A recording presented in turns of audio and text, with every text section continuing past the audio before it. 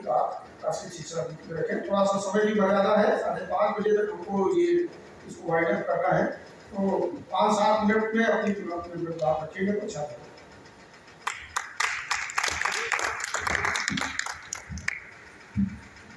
भूत भवन भगवान महाकाल के चरणों में नमन।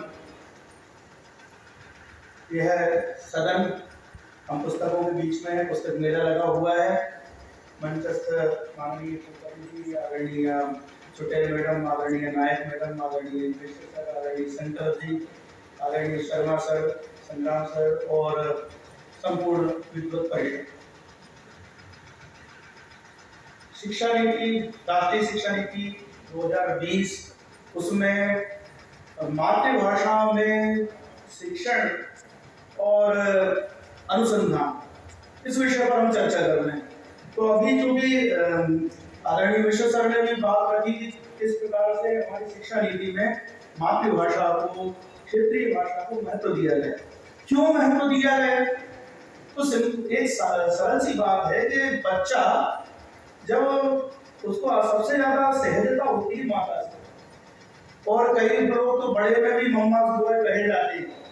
हमें जब भी कहीं भी जरा सी भी दिक्कत होगी, एक छोटा सा बच्चा माँ अगर उसको चांटा भी मार रही होगी तो वो माँ के से आगे चिपक जाता है, क्योंकि उसको विश्वास है कि उसको संरक्षण मिलेगा तो माँ के आंचल में ही मिल सकता है। ऐसे ही जब हम कोई भी ज्ञान को लेने जा रहे हैं, अगर हम अपनी मातृभाषा में, हमारी वहाँ की जो क्षेत्रीय भाषा है उसमें अगर वह ज्ञान हमें मिलेगा तो हम उसको अधिक भली प्रकार से अंगीकार कर सकते हैं, समझ सकते हैं। जैसे एक तो क्या है, भाषा का, बोली का एक अपना जो रंग रहता है, उसका एक जो स्वाद रहता है। जैसे आप कितना ही हाँ कह ले, उस हाँ में मजा नहीं आता जो हाव में आता है। ऐसे ही कई बार हम विदेशी शब्दों को भी अपने रंग में ले आते हैं। जो टेम कहने में मजा है वो ना तो संस्कृत निष्ठ समय में है, ना उर्दू के वक्त में है, और ना जो टाइम है जो अंग्रेजी का मूल उसमें है। लेकिन टेम कहते हैं तो क्योंकि हमने उसको अपना एक रंग दे दिया। तो हमारी जो बोलियां हैं, हमारी अपनी जो मातृभाषा है, वो हमारे हृदय की भाषा रहती है। हम उसको बचपन से सुनते आते हैं, तो उसमें हमारे लिए अध्ययन करना सरल होता है। और देखिए आप कैसे कनेक्ट कर जाते हैं अपनी भाषा से। हम बड़े बड़े जो प्रवचनकार हैं उनको देखते हैं, जैसे हम कुछ गुजरात के बड़े प्रवचनकार हैं उनको देखें, बीच बीच में अचानक से उनकी गुजराती प्रारंभ हो जाती है, और अन्य लोगों को भले ही वो शब्द सा समझ ना आए, लेकिन भाव से सब समझती है, और कोई ये नहीं कहता कि महाराज हिंदी में बोलो, क्योंकि हमें वो बहुत प्रिय लग रही होती है और वो बात हम समझ पा रहे हैं। तो जब व्यक्ति अपनी भाषा में बात कर रहा है तो वो जो उसकी शब्दावली भी रहती है वो आपको समझाने वाली होती है। फिर एक बार कि आपको यदि मातृभाषा में ही ज्ञान देना है, कैसे दे पाएंगे? एक प्रश्न उठा था कि ये तकनीकी शब्दावली है, हम जो इंजीनियरिंग की बात करें, हम मेडिकल की बात करें, कैसे आप उसको दे पाएंगे? तो उसमें भी एक साधारण सी बात है कि हम कुछ लोग जबरन कुछ विषय बना देते हैं जो कि होते नहीं।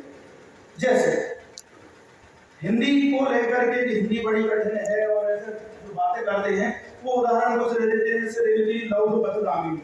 कौन कह रहा भैया कि आप लघु पथगामिनी कहिए? पहली बात तो ये रेल शब्द ही हिंदी का है। क्यों? क्योंकि रेल शब्द अंग्रेजी का, वो तो पटरी के लिए था, हमने उसको वो ट्रेन के अर्थ में लिया, तो अंग्रेज तो उस अर्थ में नहीं ले रहे हैं, हमने उसको उसका भारतीयकरण कर दिया। तो तकनीकी शब्दों को आप अगर नाइट्रोजन कहेंगे, नाइट्रोजन को आप ऑक्सीजन को ऑक्सीजन करेंगे तो वो कठिन लगेगा, लेकिन आप तकनीकी शब्दावली उसी रूप में लेकर के चले और केवल संवाद की भाषा बदले। तो हमारे यहाँ मध्य प्रदेश शासन ने जो हिंदी में पुस्तकें लिखवाई हैं उनमें इसी बात का ध्यान रखा है। तकनीकी शब्दावली वही, वैज्ञानिक शब्दावली वही है और संवाद की भाषा हिंदी है, तो जिससे समझने में एक सहजता होती है। तो इस प्रकार से आप कैसे जो है भाषा को लेकर के चल सकते हैं। ज्यादा अगर आप तकनीकी शब्दावली को बदलने की कोशिश, पहली बात तो तकनीकी शब्द भी अंग्रेजी की थी। उस समय जो भाषा चल रही थी लैटिन जो विद्वत वर्ग की भाषा थी, तो मैंने फेरा इंडिका या कोई भी हम शब्द ले तो वो सब लैटिन के ही निकलेंगे, या हम जो तारों के नामकरण इत्यादि किए गए हैं वो सब, तो या तो उनमें ग्रीक या लैटिन शब्दावली ही निकल के आएगी। तो जब अंग्रेजी ने उसको स्वीकार किया, हमारे पूर्वों ने केंद्र शब्द जो ग्रीक का शब्द था वो स्वीकार कर लिया, ज्योतिष के माध्यम से आया, और वो पूरे संस्कृत में ही बाद में कालिदास के साहित्य में नहीं है, लेकिन उसके बाद केंद्र शब्द हमें कहीं से भी संस्कृत के बाहर का नहीं लगता, हमने उसे अपना बना लिया। तो संवाद की भाषा अपनी और तकनीकी शब्दावली जो जहां की जैसी है वैसी रखी। एक अनुसंधान को लेकर के भी बात आती है कि वहां क्यों मातृभाषा की बात नहीं आई।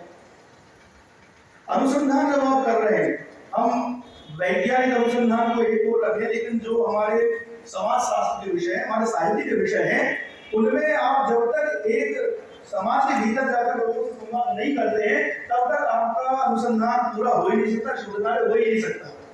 बस समाज से आपको बात करनी है तो आपको ऐसी भाषा में ही बात करनी है जो समाज सहज रूप से समझ ले। नहीं तो होता क्या है कि कोई एक बचपन में किस्सा सुना था कि कोई विद्वान अरब गए और वहां से अरबी सीख के आए, तो बस हर बात में उनको अरबी ही बोलना है।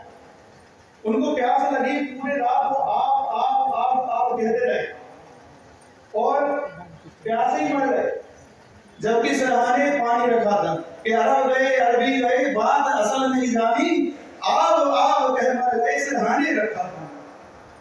तो आप जो भाषा, जिस भाषा में आपको समाज से ज्ञान निकालना है, आप भैया दादा करके, और दादा क्या हो रहा है, क्या चल रहा है आजकल गांव में, अच्छा अपने पुराने घर कैसे हटे। अब जब मैं बुंदेली टच में बात कर रहा हूँ, मेरी मातृभाषा उधर की रहे, कोई बाहरी व्यक्ति होगा और कहीं से शुरुआत करेगा। तो अनुसंधान में आपको समाज के बीच में जाना है, वहां से ज्ञान को उठाकर लाना है, तो इसलिए वहां भी आपको मातृभाषा का ध्यान रखना पड़ेगा। फिर त्रिभाषा फार्मूला, उसकी थोड़ी सी बात कि हम जो करेक्टिंग बात करनी होती है कि कैसे हम भाषाओं को मिलाएं, तो भारतीय भाषाओं में, अच्छा सब भारतीय भाषाओं में मातृभाषा कौन सी, संस्कृत है। तो अगर आप संस्कृत तक पहुंच जाए, बीच में संस्कृत को रखें, तो भारतीय भाषाओं को आपस में समझना सहज होता है। जैसे कई बार मैं उस उदाहरण को देता हूं कि कोकिल शब्द संस्कृत का हिंदी में हमने कोयल कर लिया है, वो कुइल हो जाता है तमिल में, कन्नड़ में कोगी नहीं हो गए।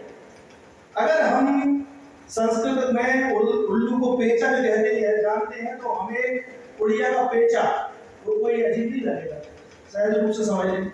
दाड़िम सहज रूप से हम समझ रहे, दालिम करके आया किसी भाषा में, भारतीय भाषा में, हम समझ जाएंगे। कोतमीर हम सब जानते हैं, तो कोतमीर जो तेलुगु का है वो कहाँ से आया, पुस्तुम्बुरु संस्कृत, कोतमीर तेलुगु, घूमते घामते वो हिंदी में आकर के जो मराठी संस्कृति से और कोतमीर के रूप में सब में फैल गए, बिना कोतमीर के हमारी बात होती ही नहीं। तो आप संस्कृत को बीच में रखेंगे तो भारतीय भाषाएं आपस में एक दूसरे से सहज संवाद कर पाएंगे, हम एक दूसरे की भाषा को जान पाएंगे। तो सबसे पहले अपनी भाषा में सीखना, अपनी मातृभाषा में सीखना, उसके बाद अन्य भारतीय भाषाओं को जानना या अन्य विदेशी भाषाओं को जानने का भी प्रयास करना। इस प्रकार से अगर कार्य करेंगे तो निश्चित ही अध्ययन भी सरल होगा, अनुसंधान भी सरल होगा। बहुत बहुत धन्यवाद।